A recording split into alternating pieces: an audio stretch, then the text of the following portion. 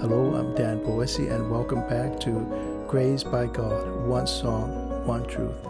Today we're looking at Song 144. Before we do that, let's take a listen to the tune the early missionaries gave it.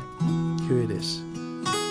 Wasona oli oli nelo loto ya Yesu Uwaria fauna ya te aola olea pesefo ese aleluya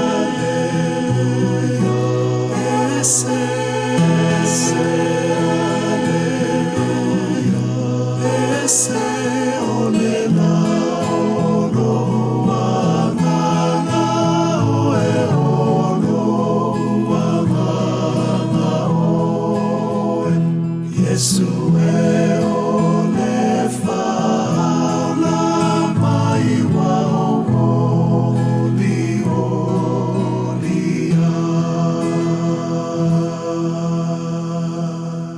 My wife was kind enough to sing soprano for us, and I think she did beautifully.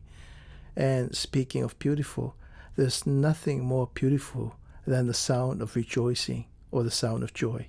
And that's what 144 is all about. It's a song of joy. Wasoona oli oli nelo loto ya Yesu. My heart rejoices in Jesus.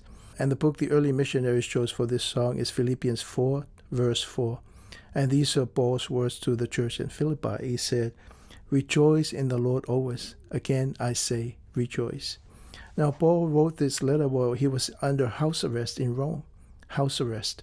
So how could somebody like Paul rejoice in the face of adversity or persecution?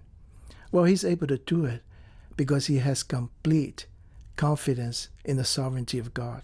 2 verses later, he tells the church, "Do not be anxious for anything, but in everything, through prayer and supplication, with thanksgiving, let your requests be known unto God."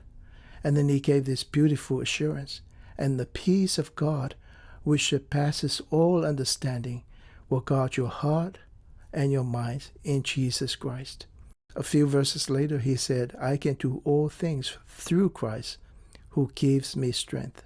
And that's the attitude we will have, that we can do all things through Christ who gives us strength in spite of all bad things. So that's 144. It's a song of joy. Wasoona oli oli nelo loto ya Yesu. My heart rejoices in Jesus.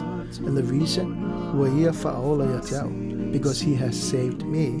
Ola olea pesefo, and thus my new song.